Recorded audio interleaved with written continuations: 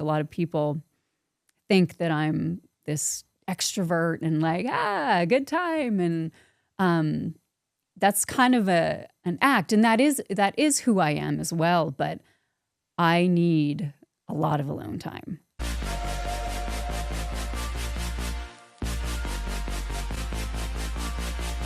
Hey, welcome back to Really Famous. I'm Kara, a licensed therapist who makes videos with celebrities. I create a safe space so celebs can share their personal stories and their most vulnerable moments. Today, my friend AJ Cook is back. AJ shares how she flipped the script on herself and the brutal moment that changed everything. Let's go. How many months are you filming? It's 10 episodes a season, right? Yeah. Now that we're streaming, Or weeks? It's just 10. It takes 8 days to shoot one episode.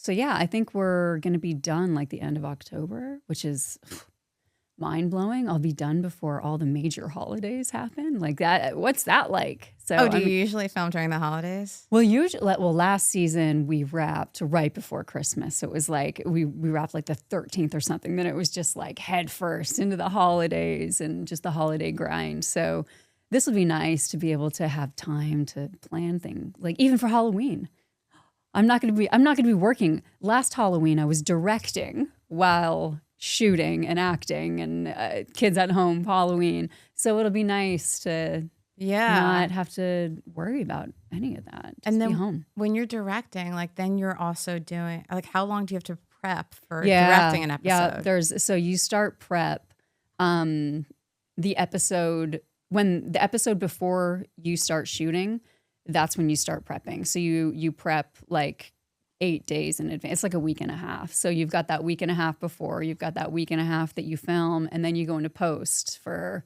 like a week and a half. So it's a stretch, but it's so rewarding.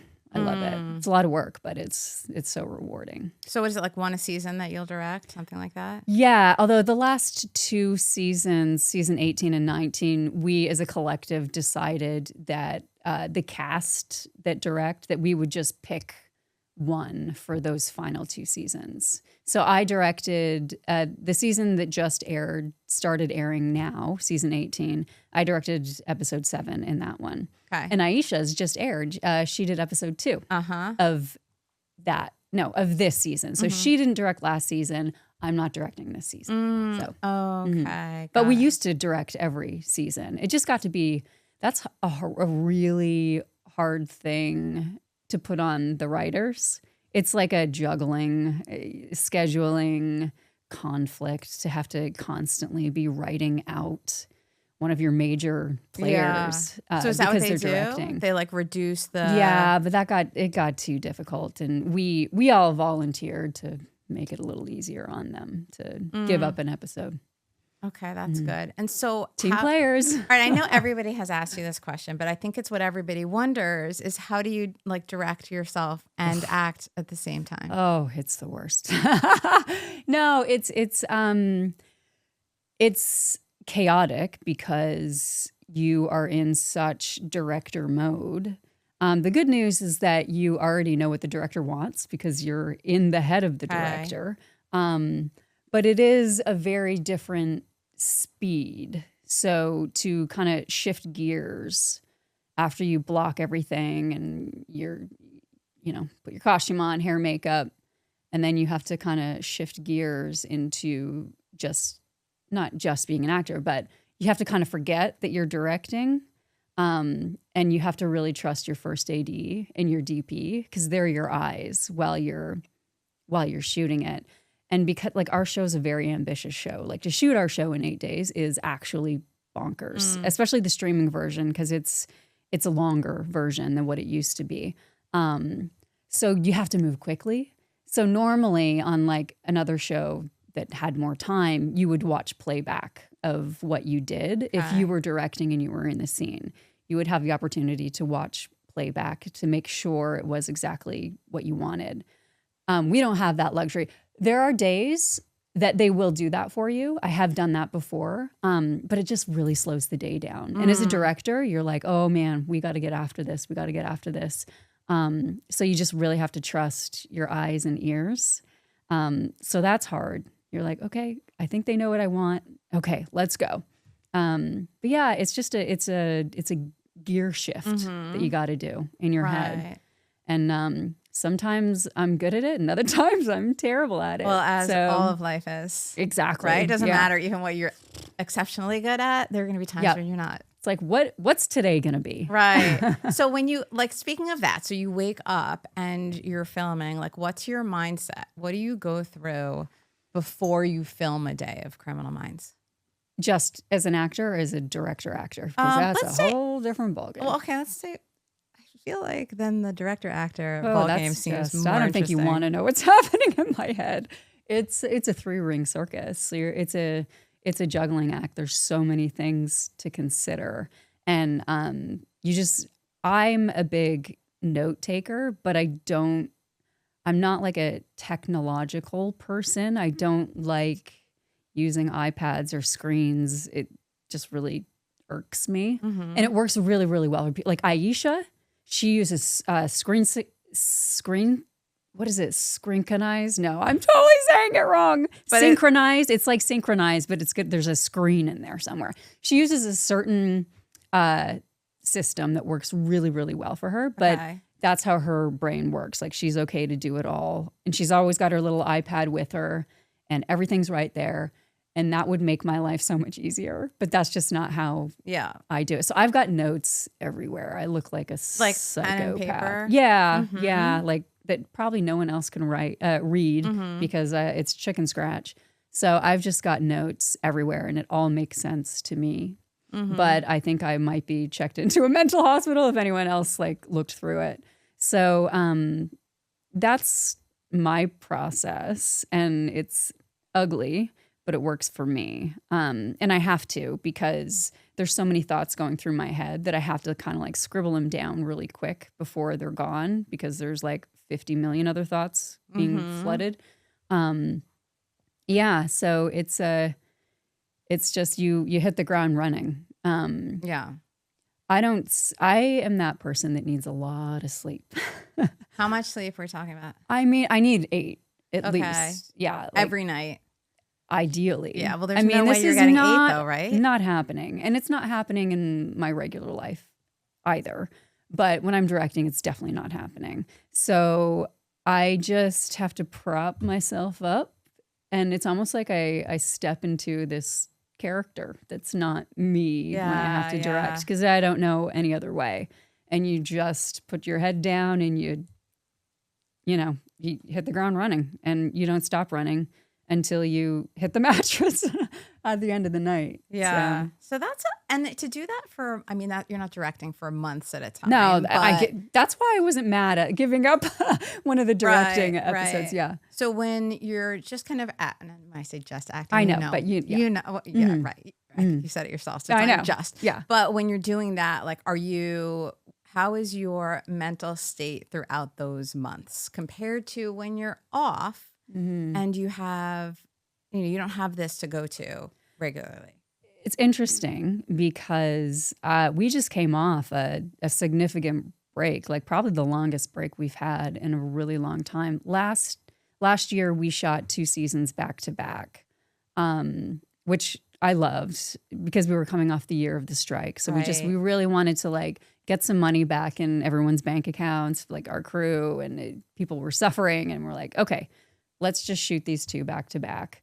And it was wonderful, and just, woo, it was a good time, but that catches up to you eventually.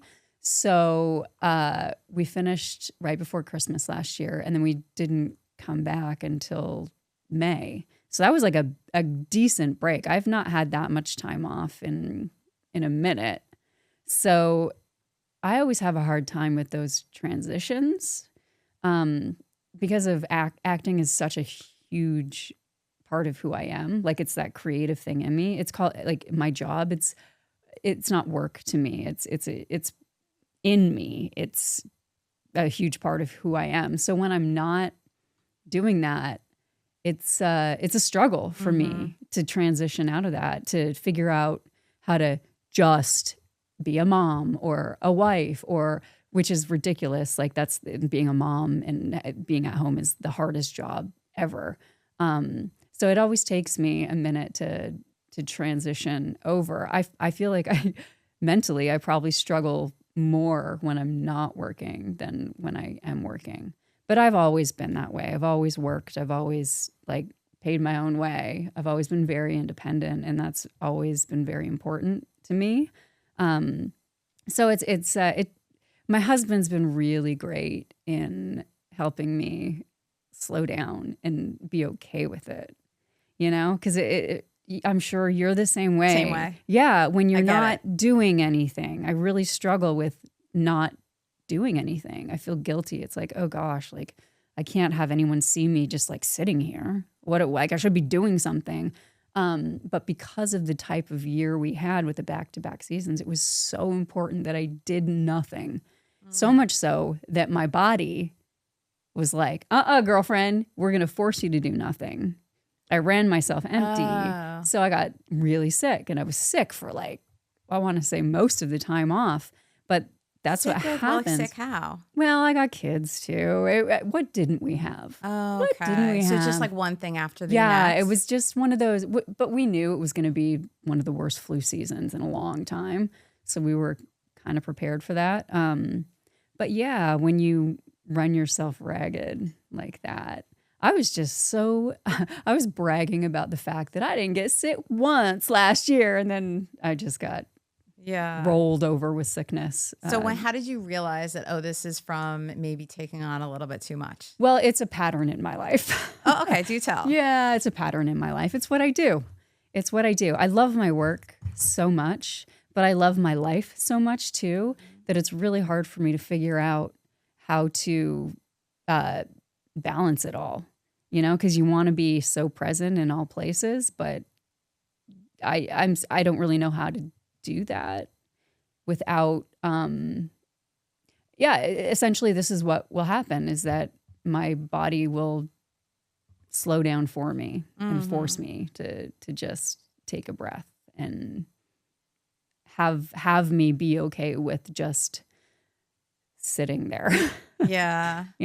Yeah. Yeah. It is such a strange. It's a strange thing. Yeah, strange phenomenon. Like you really don't realize, because you're going like 100 miles an hour, and then it's like you just pull off the freeway. Yeah. And suddenly it's so different. You run out of gas. You Yeah, don't even want to pull off the right. freeway, but Like, you you're didn't like, even know. your tank is empty. Right. You didn't even know the tank was empty, No. right? You were just going. You felt like it was just on momentum, and it felt fine. But it's like when you stop is when you realize Yeah, it. you're like, ooh. Yeah. So do you get to a place where you feel you lean in to not working for that time frame? Yes. And that's because of my husband. My husband's been How? a huge, because he knows me so well, and he sees the panic in my eyes of like, I'm not great at making plans for myself. Right, Raquel? You can't see her, but this lovely woman in my life, Raquel, she's always after me about like, did you make the doctor's appointment? Are you looking after yourself? Are you doing this? Are you doing that? I'm really good at following direction. I'm really good at getting a call time, being told what to do, structured stuff. I live for that. I am a lost soul when no one is telling me what to do, because I don't know. I'm just like, okay, what am I going to do today? So you like wake up sort of in a fog, like with no direction? Yeah, but our mornings are chaos because of the kids. It's like getting them out to school, getting the kids off.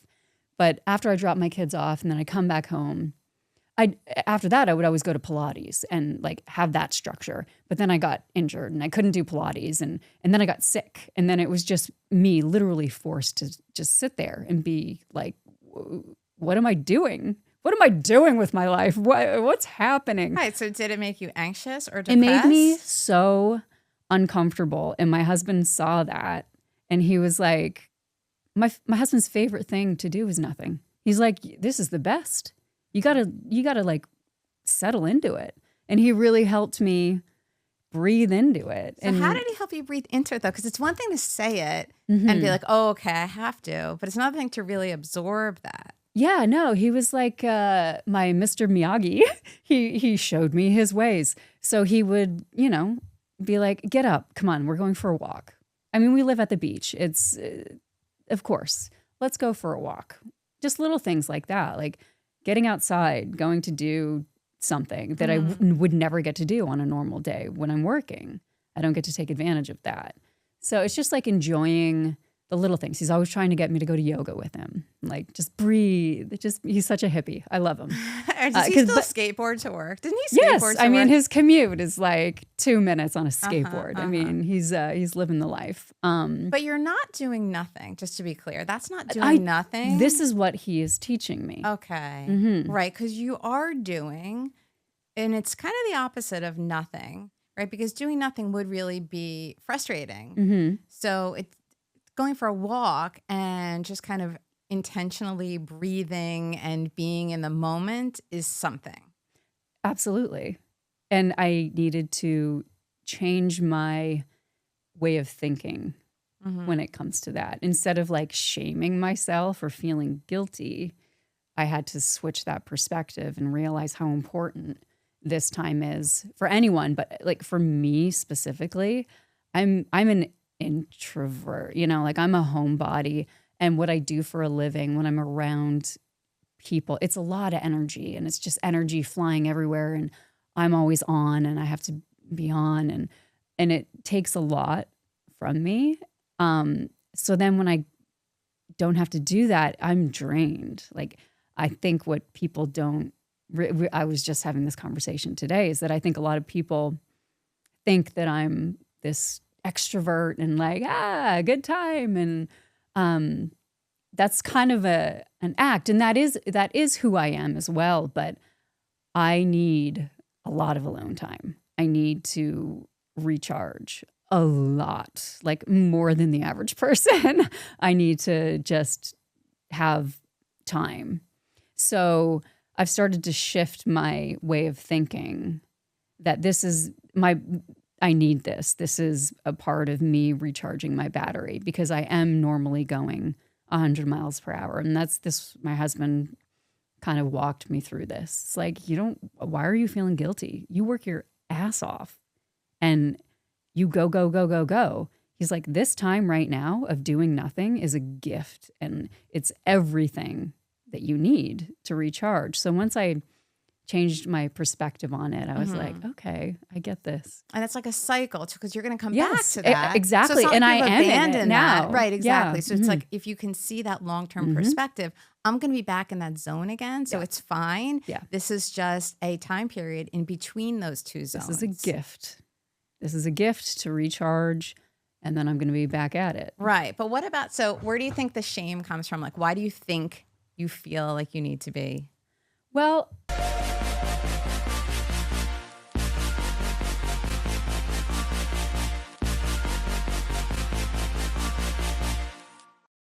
Thanks for watching. Drop a comment and I'll see you in the next video.